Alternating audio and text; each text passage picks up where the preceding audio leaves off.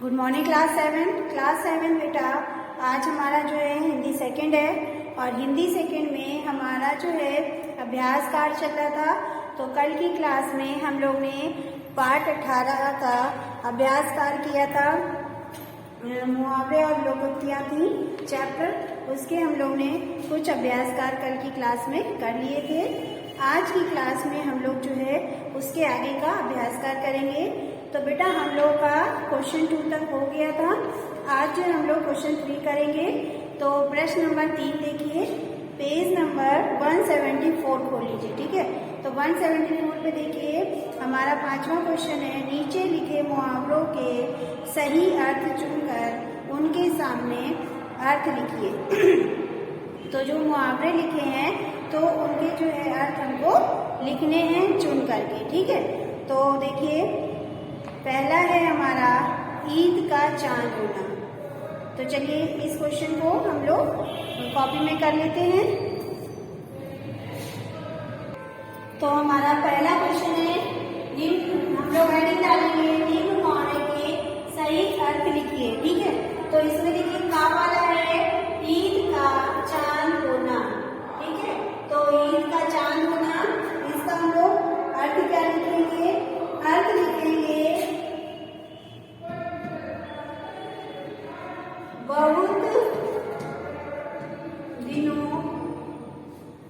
बहुत दिनों बाद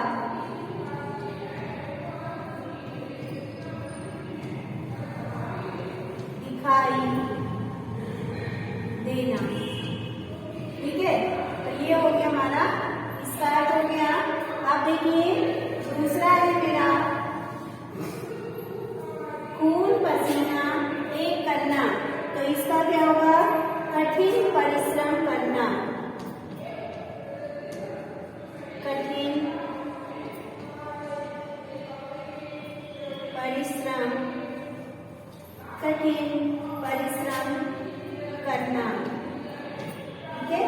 खून पसीना एक करना यानी कठिन परिश्रम करना, ठीक है। फिर है तीसरा है मेरा तिल का ताड़ बनाना। तो तिल का ताड़ बनाना, छोटी सी बात, छोटी सी बात, छोटी सी बात को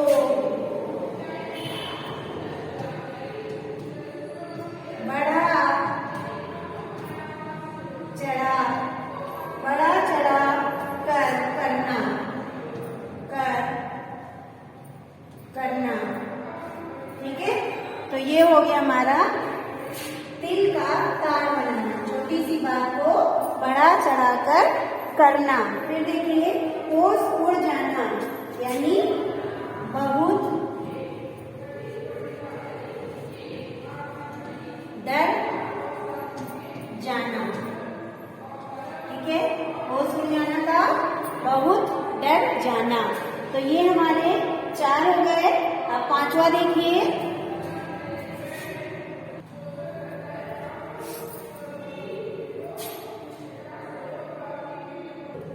पांचवा है मेरा आंख नीचे करना। तो इसका क्या होगा? बहुत आंख नीचे करना यानी बहुत लज्जित होना, बहुत लज्जित होना, ठीक है। तो ये हमारा हो गया 5वां और लास्ट वाले का आंसर, ठीक है।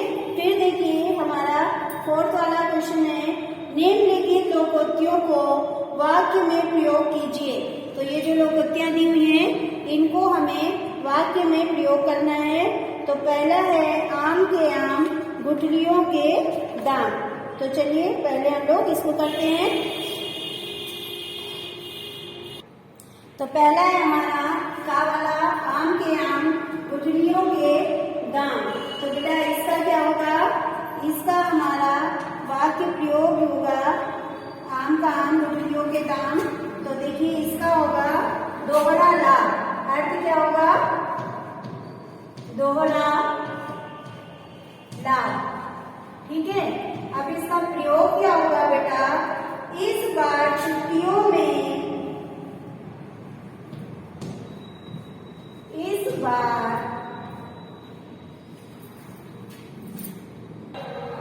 तो देखिए बेटा इसका होगा प्रयोग क्या होगा, मैंने जितने रुपए में, मैंने जितने रुपए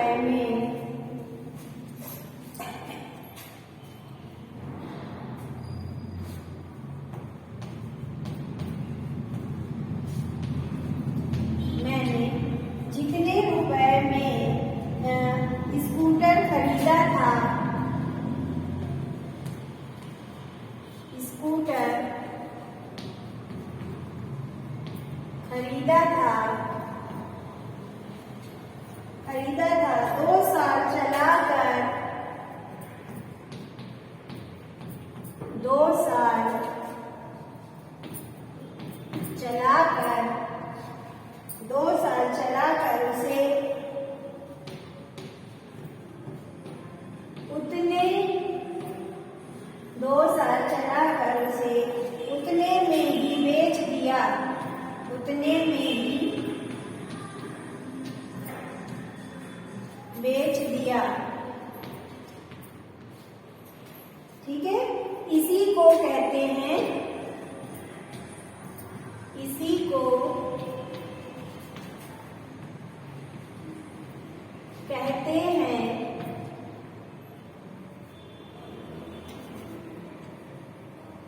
इसी को कहते हैं कि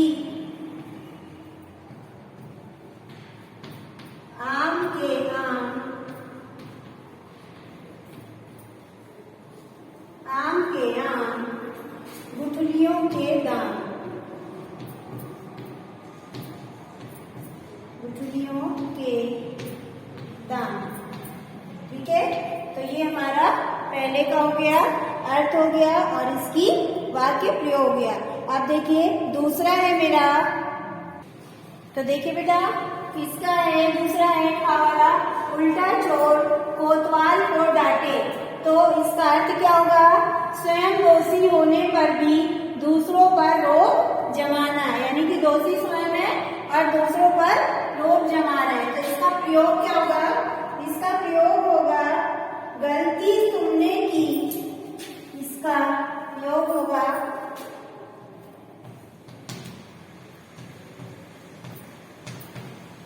गलती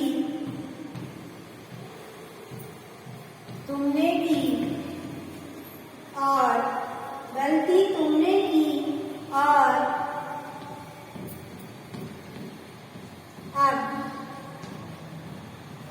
अब उसका सारा इल्जाम, उसका सारा इल्जाम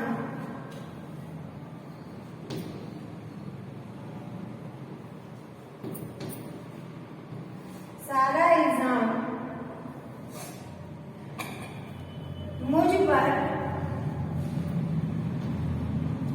उसका सारा इल्जाम मुझ पर डाल रहे हो, मुझ पर डाल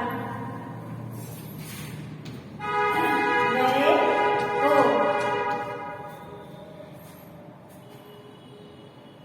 यहाँ तो वही बात हुई, तो वही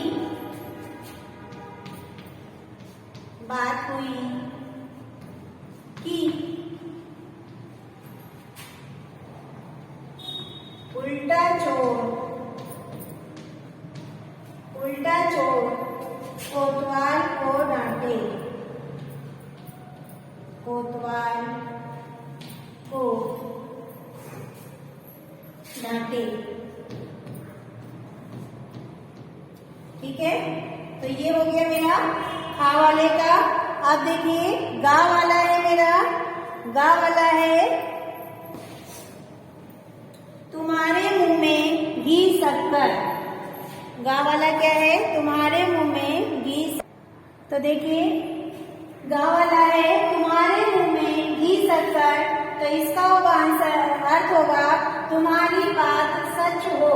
तो प्रयोग क्या होगा, जब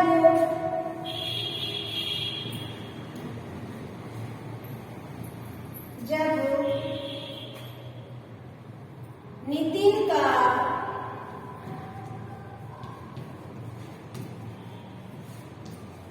नितिन का 12वीं का परिणाम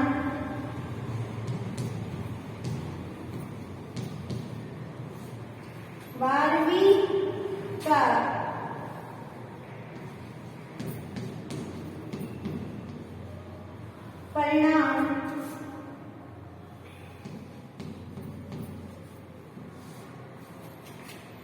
95% आया, 95% आया तो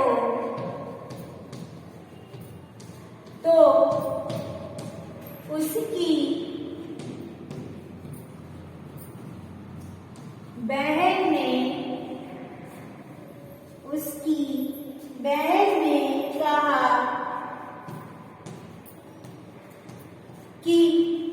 बहन ने कहा कि यह तो IIT में भी टॉप करेगा, यह तो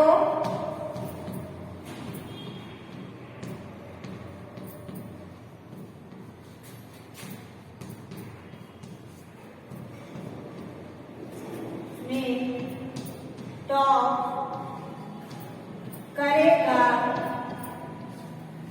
IIT में भी टॉप करेगा। उसकी माँ ने कहा, उसकी माँ ने कहा, उसकी माँ ने कहा तुम्हारे